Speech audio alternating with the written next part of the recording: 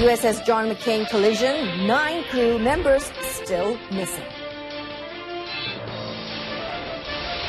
Education Ministry denies involvement in revision book controversy.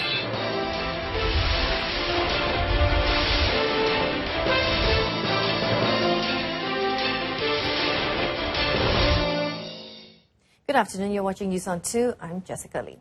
Now, the search and rescue SAR for the missing USS John McCain grew following the collision of the guided missile destroyer, and Alnic MC enters its 5th day today, with the search operation expanded to the north just yesterday. Now, Director General of the Malaysian Maritime Enforcement Agency, Datuk Zulkifli Abu Bakar, informed that the SAR, which consists of 2 main sectors, sea and air, involves an area of 850 square nautical miles, or 1,600 square kilometers of the sea area, and 850 square nautical miles in the air.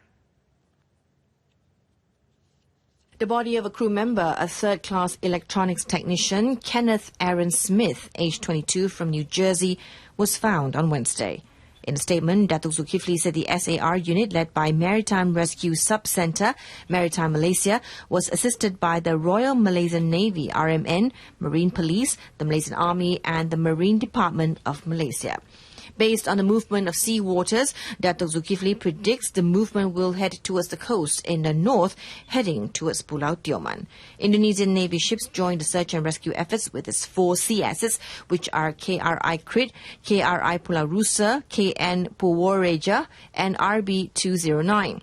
Meanwhile, Datuk Zulkifli added that the P-3 Sea Orion from Australia has joined the search efforts. At the same time, the US Navy aircraft was also given permission by the Ministry of Defence to conduct a search in Malaysian waters. And the following is the list of the remaining 9 crew members still missing.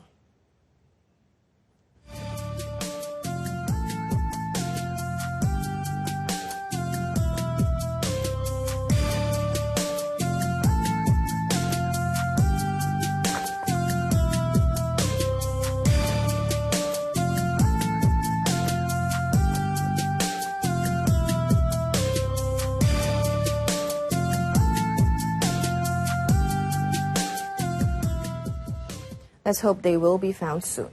Now, Prime Minister Datuk Sri Najib Tun Razak has signalled that the 14th General Election, or GE14, can be held at any time, and the UMNO General Assembly scheduled for December 5th to 9th can be postponed if there is a clash of dates. Now, speaking after chairing the party's Supreme Council meeting at Menara Dato' On Putra World Trade Center yesterday, Datuk Sri Najib, who is also UMNO president, noted that UMNO is fully prepared to face elections even if it is called any time soon.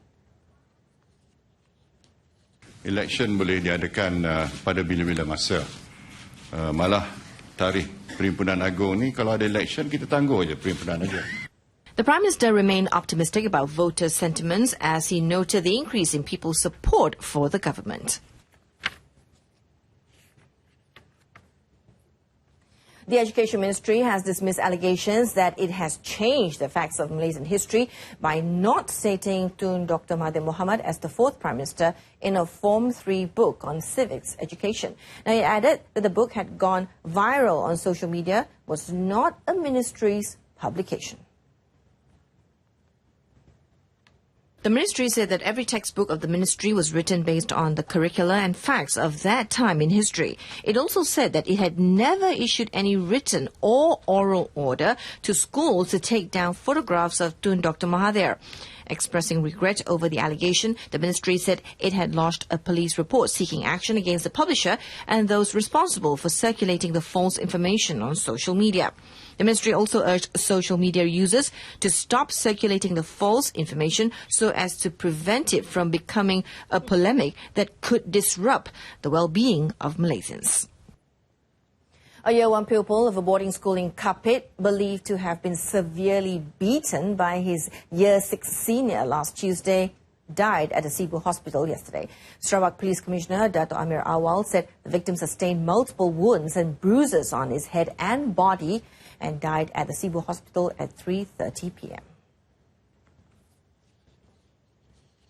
Preliminary investigations revealed that the victim was allegedly punched and kicked all over the body while his hands were tied and his mouth gagged using a blanket. Dato' Amir added a Year 6 pupil was picked up for investigation but had been released on police bail as he was scheduled to sit for the Ujian Pencapaian Sekolah Rendah or UPSR examination next month.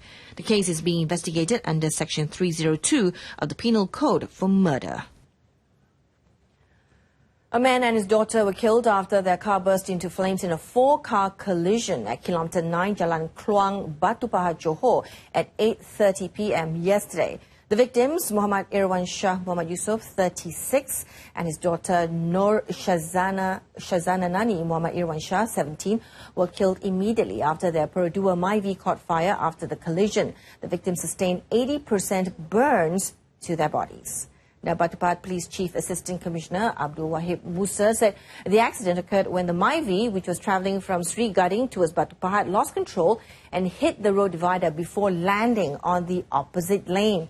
All the victims involved in the accident were taken to Hospital Sultanah Noor Ismail for treatment. The case is being investigated under Section 41, Subsection 1 of the Road Transport Act 1987.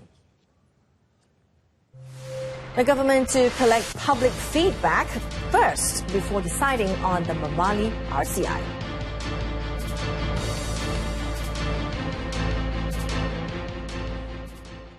Prime Minister Datuk Sri Najib Tun Razak has described Bank Negara's international reserves at $100.4 billion as a reflection of the central bank's good management.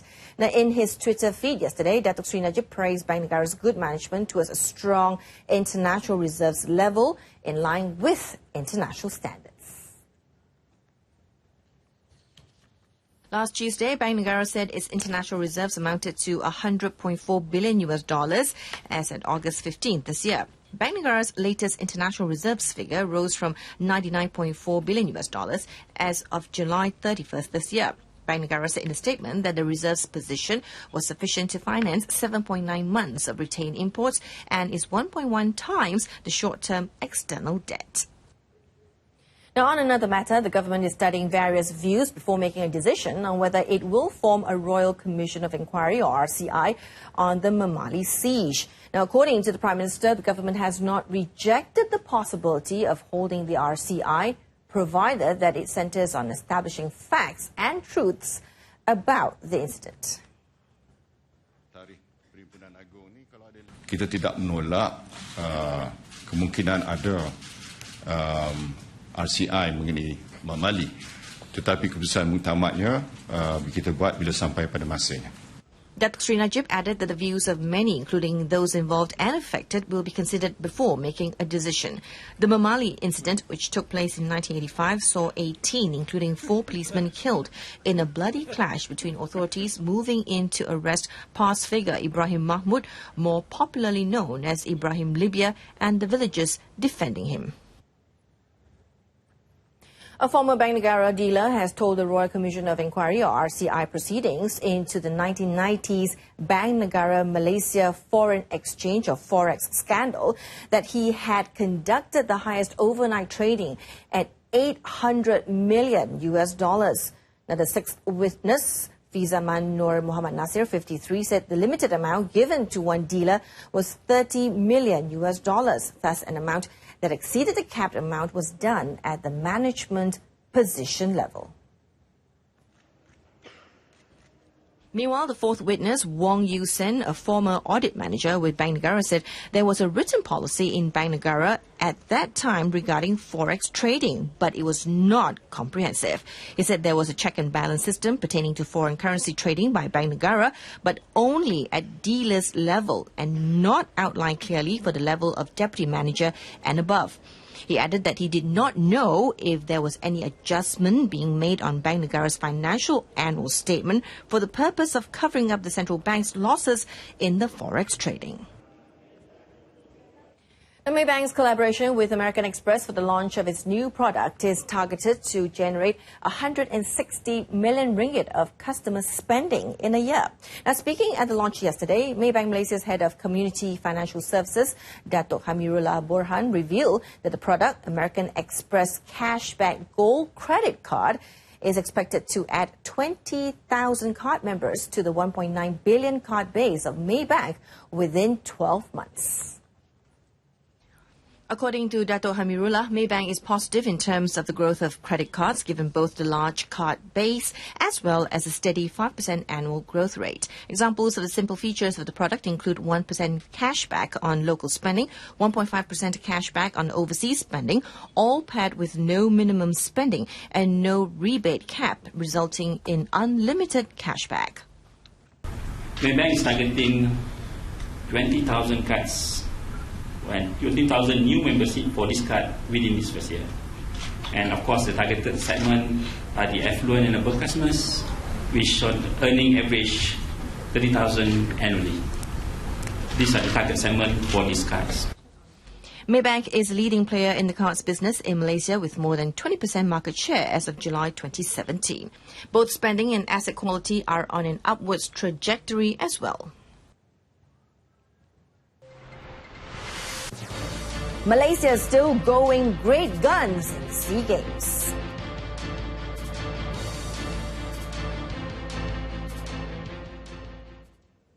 Now, Malaysia continues to dominate the 29th SEA Games as it enters the 7th day today. Our athletes have won 64 gold medals, 45 silver and 39 bronze, as at 12 this afternoon. Now, this is followed by Vietnam with 37 golds, 25 silver and 31 bronze, while Singapore is in third position with 34 golds, 32 silvers and 34 bronze.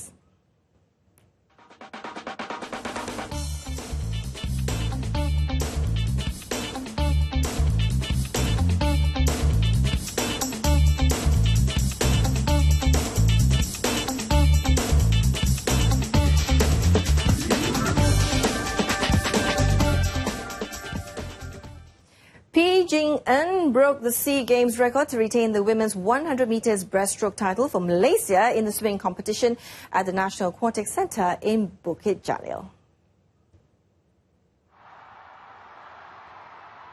Jing-en powered her way to 1 minute 9 seconds to smash the previous record of 1 minute 9.82 seconds set by Xiao Ying-yi in the high-tech swimsuit era. Singapore's Samantha Louisa Yeo took silver with 1 minute 9.44 seconds, while Indonesia's Anandia Trisel Ivato got bronze with 1 minute 10.82 seconds. It was the third gold medal for Malaysia in swimming after Wilson Sims' double in the 200 meters and 400 meters freestyle races.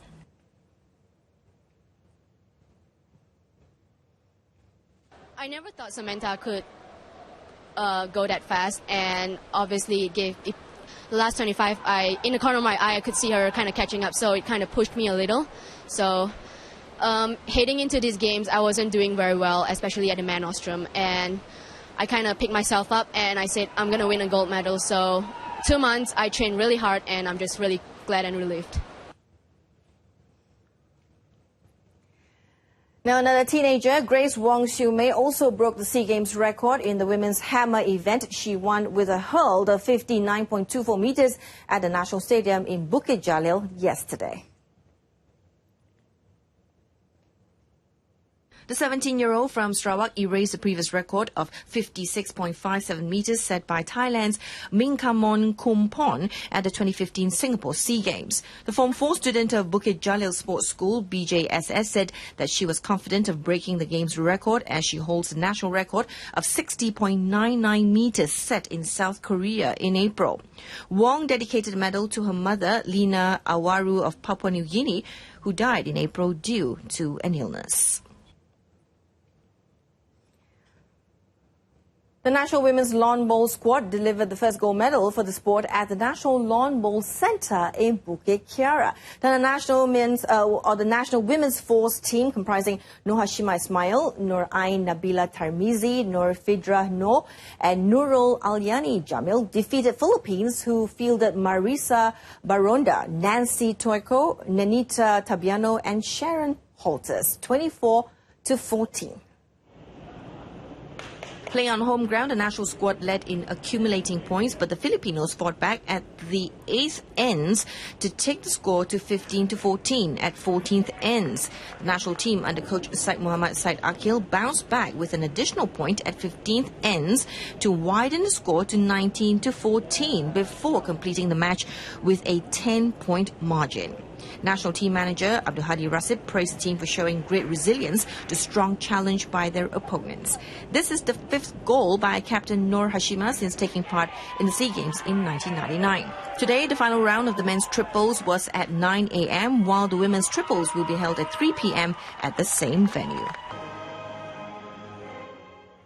Now, Malaysia won cricket's first ever SEA Games gold medal after beating Indonesia by 251 runs at the Kirara Oval yesterday to finish top of the men's 50-over standings. Now, Captain Anwar Arudin smashed 162 runs to steer Malaysia to a massive total of 320 before the hosts bowled Indonesia, who finished the tournament without a win in 4 matches, out for 69 in 22 overs. Malaysia took a big step towards winning gold on Wednesday with a 6-wicket win over strongest rival Singapore, who settled for silver, with bronze going to Thailand. After fellow opening batsman Fikri Makram Rosdi was dismissed for 7, Anwar took it upon himself to pile up the runs by smashing an astonishing 21 boundaries and 4 sixes off 108 balls. Virandip Singh weighed in with a patient 58 in a 133-run partnership with Anwar, while Suhairil Fetri Shuib added 25 before Malaysia were all out with 2 balls remaining.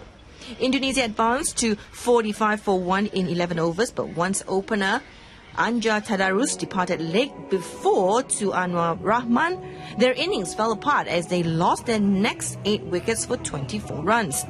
Anwar Rahman ended with figures of 5 wickets for 29 runs, while Rashid Ahad 3 for 8 and Suhairil 2 for 8 shared the remaining 5 wickets. Malaysia begin the pursuit of another gold medal in the 2020 competition tomorrow.